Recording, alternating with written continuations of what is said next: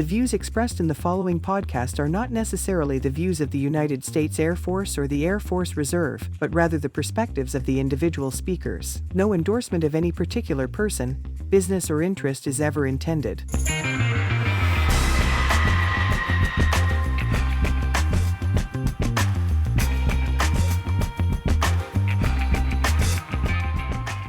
Welcome, everyone, to another edition of Ready, Set, Airlift. I'm your host, Julian Hernandez. On this episode, we are going to continue our conversation about innovation and transforming for the future with Major Paul Lentz and Tech Sergeant Taylor Mogford. This is part 2 of that conversation, so if you missed the earlier part, please take a listen to our last episode so you know the context for this next part of our discussion.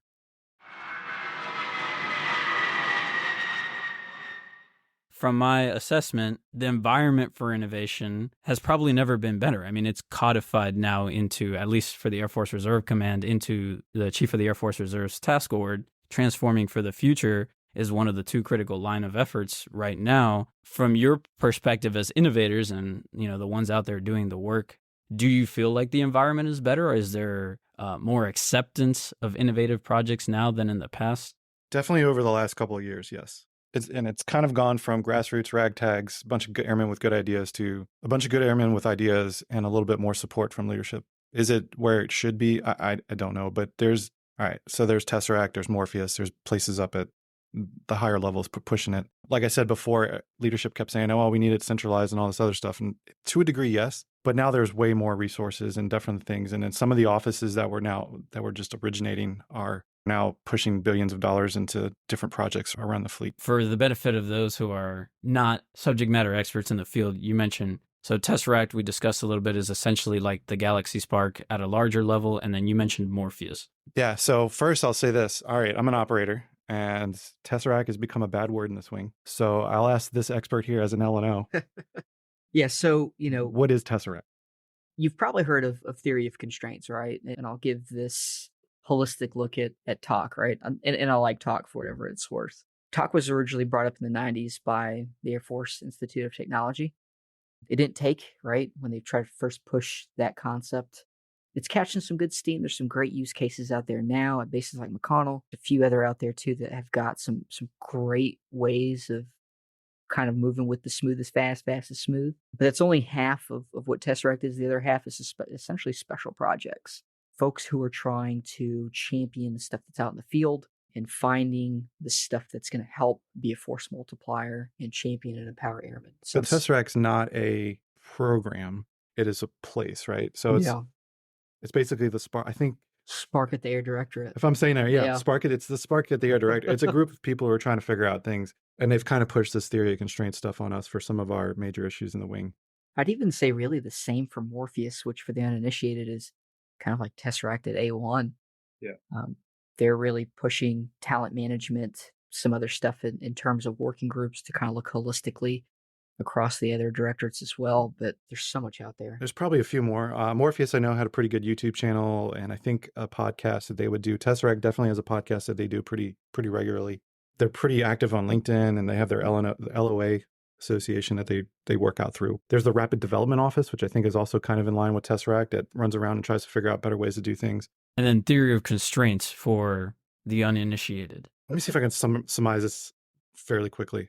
All right, if you looked at a process like how to build a car and you figured out, okay, well, this is hard to explain in a short time, but if I figure out a pain point because this one bin always gets full, well, I just get a bigger bin. Cool. I might have solved that problem in that one particular line. Theory of constraints kind of does that, but on a massive level, and looks at a bunch of systems and says not only where are your pain points and where are your constraints, which is where it all comes from. So say you're trying to, all right, here's a good one. We need so many people in the Air Force. Okay, so I either have to keep so many people per year or I have to recruit so many people per year. Both of those are constraints. If I only focus on one of those constraints, I'm only working on part of the problem. But the theory would be that I'm working on using both of those constraints at the same time and then balancing to figure out which one works out the best. So that's kind of what Tesseract was coming down here to use for some of our other issues and kind of looking at a bunch of different systems and supply. I always want to blame supply for a lot of things, and they'll probably agree with that. But I think supply does always catch some of the burden because they usually live off somewhere else from where you're working, and so they make a good boogeyman for for the average member of the military. It But might not Especially be for- you. It might be us. Especially when you go out to an airplane, you're like, it's broken. They're like, yeah, but I got the part on order and it's going to be here like in 2 weeks. Or they say it's going to be here when it gets here. bringing it back to the task board and the transforming for the future line of effort, Major Lentz, I know you said it feels like it's moving in the right direction, but maybe the jury's still out on if it is what it needs to be. Sergeant Mogford, how about you? Do you feel like the transforming for the future line of effort is resonating from your foxhole or your perspective?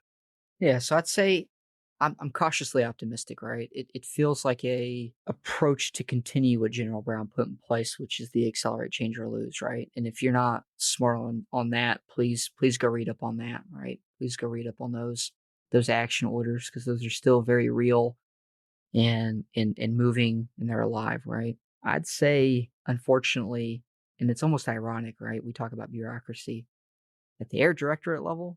It's fantastic. It has never been easier to communicate with an air directorate, which is weird to say, right? And it's still somewhat within your middle agency within the enterprise, kind of tough, right? I think it's really easy at the bottom right now as an airman just to tinker. I think it's really easy to be stuck at the Pentagon, ironically, and tinker. But we've got to figure out how to get senior NCOs to own this, how to get your seasoned tech sergeants, how to get our seasoned company grade officers on board, right? And I think once we figure that out, I think that's when the magic's going to really start happening. We've got to get past that. Perfect segue into where I wanted to take the conversation next is, any idea, no matter how good it is always going to have its detractors, its non-believers. So as two service members who are out there working on innovation, what do you say to those who are skeptics, doubters, who aren't bought in yet? My first thought is the airplane was deemed to be something not viable and that would never work and never go forward and never change the face of warfare. We're the Air Force. They Right. were obviously wrong about that. There's 1,000 projects that have failed, and they will point to each and every one of them. And there was a point, like, you can't just try everything. Everything does have to be done with some kind of sense of, not constraint, but Keep it realistic. keep it realistic. Yeah, keep it pragmatic. But half of the job, I think, or maybe even 90% of the job, is just convincing people that an idea is good and should work. And they were like, well, it didn't work in the 80s when we didn't have the technology or the people or the right people in place. So it obviously can't work now. But I'm like, we don't have horse and buggies and we fly airplanes, and everybody said those things would never change too. So perseverance again is the message on that one. Sergeant Mogford, I'm sure you ran into some detractors on that AFRIC award-winning process improvement path. What did you say to them when they tried to shut you down? If they tried to shut you down, or maybe change the direction of your project? Yeah, of course. So, here's the magic of the Spark Cell, right? And the magic of having an L&O.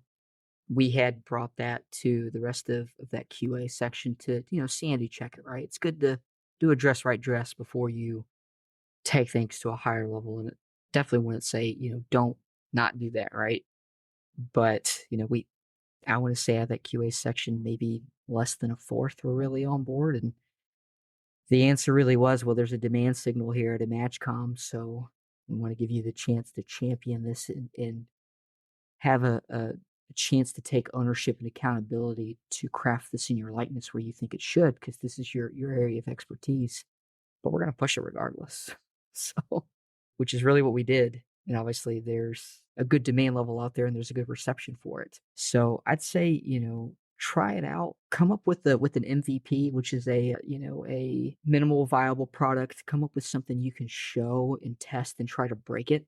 It's okay to fail. Like Major Lentz is saying, most of this stuff does fail, but it's the lessons you learn that we can take from for the next challenge or the next fight, right? And so, you'll fail 9 times to get to that 10th one being a win. So don't let that detract you, but test that out, come up with a prototype. And if all of us fails, just come see us, because we'll be able to dress you. We'll be able to validate that there's a demand signal. Heck, we can probably talk to your folks too and try to understand where some of that nay is coming from. But hearing no is actually good. You want to know where's that resistance going to come from. And the earlier you can get to it, the better it is, because it's better to hear no in the shop and let them tear it apart and let's make something bulletproof, whether it's a great after action or if it's something that sees the light of day. either way, we're learning together as a team, right? And that boosts team cohesion. Yeah, and thinking about that, like not every no is a bad no. Sometimes it's like, this is not a good idea because of XYZ. Oh, cool. Now I know that. Let's go fix it. We'll go back to the drawing board. We'll fix it. And then we'll go back up. 100%. I mean, maybe it was a no. And you look at our enterprise, right? Really, we have the unique capability to build knowledge and retain it. And you look at other wings, I'm proactive and, maybe you've got a good commander for 2 years and they're gone. You maybe have a great NCO for 2-3 years, maybe 4, and they're gone. Like there's a lot of lessons and institutional knowledge we could build and keep in this wing and absolutely just make us rock stars. So I think that's really where, in a weird sense, the innovation ecosystem is almost uniquely beneficial to us more than as anybody else, because we've got these elements where we can prototype and have this comfort zone to fail within to really build something excellent. So I think we've talked a good deal about how the way things are, but I think there's also a good intellectual exercise in talking about the way things should be. So as to members working on innovation pretty much on a daily basis, what would you like to see as far as a good innovation environment? When will you feel like, okay, we're really in a good place now when it comes to innovation? Pooh. That's a tough one to tackle, right? And I feel like we'll both have very different answers here, but really I'd like to see in everyone's training plans where they've got maybe 1 or 2 initiatives to go after to just find how we can get 10-30% better, right? And it could be process improvement. It could be removing redundancy. It could be a policy change, right? Like policy changes aren't that bad. Like I saw a team out of Kadena in less than 14 months change the defense travel regulation, which to my knowledge, the last big change came after like 9/11. So you think about the impact and the weight it took the last time. It's much easier now, right? I'd say I'm a sucker for whiteboards, right? Show me a whiteboard with some crazy thoughts put on it. They don't need to be super concise, but as long as you understand it, show me that you've got hopes and dreams and you've got some hard action steps to try to see that through an experiment. It could be something as simple as, hey, what if we tried X in this process? It could be anything within your world, right? Where you say, if I could only do this, then I could do this, right? So there might be some mad libbing happen there, but just people getting after it. It doesn't have to be pretty. It doesn't have to be perfect. And I think that's what's magical about it, especially when we look at the constraints we live under. It's just getting the thoughts out there. Probably my biggest one would be as long as the culture continues to exist where we're empowered to do the things that we need to do. And that's probably the best part about being an airman is that's kind of the job, right? It's always continuously making everything better for yourself, for the country, for whatever. So if we have that, if the culture is continuously changing, which is kind of what it's evolving into, and instead of this, we can never do it because this is the way it's always been. It's all right, we all have the tools now to change things. And if we have a little bit of training on how to do it, if we have a little bit of buy-in from everybody at every level, if they see that the culture is, hey, so-and-so does have a good idea and it could come to good fruition. And then we have the support and the tools that are available for us to continue to do that. So on that point, you hear from Washington a lot that we need to keep up with China. We need to keep up with Russia. Those are the adversaries that are always named, right? And there's concern, perhaps amongst a lot of the higher echelons of the military, that we are not moving at the right pace, innovation-wise, to keep up with those adversaries. From your positions, would you agree with the assessment that innovation isn't where it needs to be right now to keep up with the named adversaries? Are we doing enough to do the things that we need to do? I think we're trying. I don't think we'll ever do enough, really, right? A lot of the problems that we have, and well, let's kind of get to the crux of a couple of things, is a lot of times we just move at the speed of government, and that's kind of a bad point on ours. One of our biggest issues, and I think anybody in this space would agree, is our acquisition process is woefully broken. And this has been announced from any time I go to an event or whatever. And half the time, I think that's what, not even half, probably 95% of the time, I think really what we're trying to do is fix that acquisition process. Because there's a lot of rules in place and they're built to protect the budget and the processes and make sure we're spending it correctly and all those good things. But then we've tied our hand behind our back to spite our face. I don't think I'm mixing metaphors there, but so if we can fix our acquisition process so we can get the things that we need, and that's a lot what innovation kind of does. And that sometimes that's like, how do I innovate and get a better process or like just a new app for my iPad, all the way up to what they're trying to do now, which is how do I buy thousands upon thousands of drones in one of the projects they have to overwhelm our enemy, if that's the case. But figuring out all those acquisition processes and how they actually work has been the biggest challenge. And I'll probably mention later some of the things that have come about that have helped us with fixing that. But it's probably a wordy question to a big answer that probably could be its own paper, to be honest with you. Sergeant Mogford, your thoughts on elephant in the room of defense, if you will? Yeah, I think we've got to call a spade, right? That's the situation I think we're in.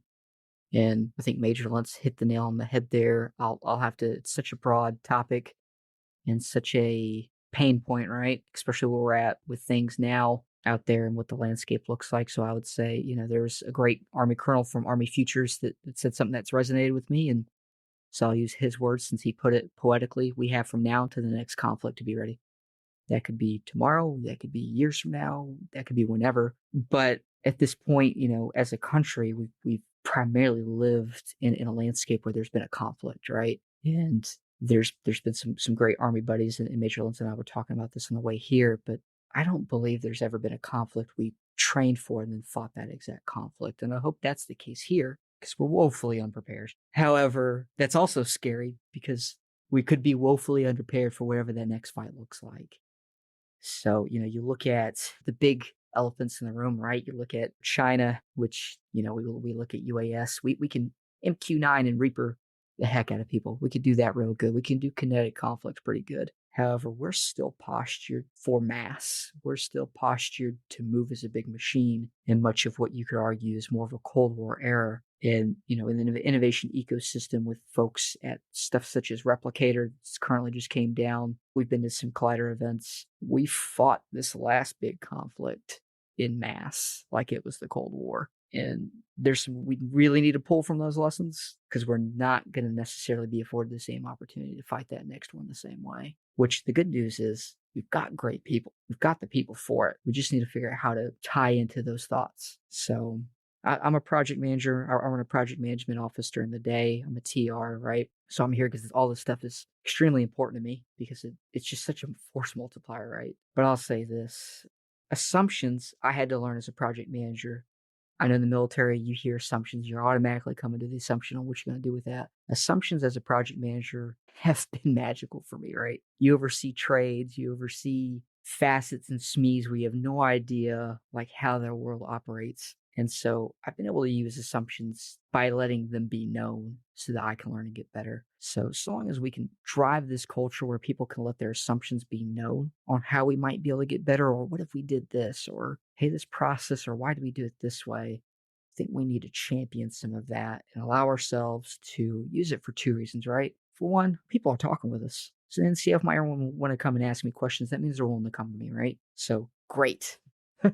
I'm going to have a more enriching feedback when we come for performance reports and we can drive future NCOs and senior NCOs of tomorrow. Golden. But the second thing is, might be able to find something real, some hidden gem that we might be able to take a second look at. Like, you know what? I think you might be onto something there. Why don't we look at that? Why don't you go hop in Vision? Let's teach people how to fish, right? Hop in Vision, type in some buzzwords like you would if you were going to control find in an AFI on pubs, right? And see if there's some merit to that. And if there's not, that's okay too. But why do you think we need this, right? And let's test that out. So we've got to figure out how to be more susceptible to going from what used to be a one mistake Air Force, be willing to be a little bit more vulnerable. And I think, from a wing standpoint, I think we're there. I think we've got some great leaders. I think we've got the right people. Now it's time for us at those middle levels down to pick up the baton and be like, I see you. I got you. I'm gonna go take this and run with it. Yeah. You around the corner. I'll jump on that a little bit too. So I think one of the things is a lot of people do get gun shy because they've been burned in the past. They've seen that one mistake and leadership has not supported them or whatever. And then we have this you cannot fail mentality. So yeah, I'm not saying go out and do anything illegal, but as long as we can encourage our airmen to say, hey man, let's try something and I'll support you and I got your back and I'll take the risk for you. That would be good to ask and say for our airmen, like, hey, it's okay. We can do this. We can try. Let's go ahead and go try. Let's just try. So because a lot of people are still burned and afraid to even try because they just have been burned in the past. And I just said that like 15 different ways. Yeah, I'll even try to 10x that. Like we've got the ability to say time out when something's not safe, right? What's keeping us from doing the same thing? Time out. Is this the best way to do this? You've heard of the hot wash, the after action review, the retrospective. Why can't in the mid of us doing an action or a task, can we say, hey, how do we think this is going before we complete this thing? You don't want to lose those thoughts as they happen, because people do have some real thoughts. When there's pain, people will express pain, pretty real and pretty genuine, and how they message that. And it scales for the audience of just how painful it is and what that sounds like when they express it. So, why don't we start doing some during action reviews instead of waiting till that thing to elapse or eclipse itself? Let's get in the habit of that. The last part of this 3-part series will be coming to your podcast feed in the weeks ahead. Please make sure to subscribe or follow our podcast on whichever platform you prefer, so you can get the newest episodes and updates right to your feed. Some quick announcements before we go. Airmen, please be advised the Wing will be conducting an exercise during and after the upcoming February UTA in the area around Hangar 826. A reminder to all who bought tickets, the Wing Annual Awards Banquet is Saturday night of this upcoming UTA. If you are set to deploy soon, there will be a pre-deployment briefing Saturday, February 3rd from 09 to 11:30 at Building 910 in the CE Conference Room. And if you are getting ready to retire soon, Military and Family Readiness will be hosting a virtual pre-retirement workshop Sunday, February 4th from 08 to noon. Check your military emails for details on how to sign up. And finally, we want to congratulate our 2023 Quarter 4 award winners. The list of winners is posted on the Wing Facebook page and was emailed out. That's all we have for you on this episode of Ready, Set, Airlift. Thanks for joining us. Remember to send us an email to airliftpodcast@gmail.com with any feedback or suggestions about the show. Until next time, I've been your host, Julian Hernandez. Stay safe and stay sharp.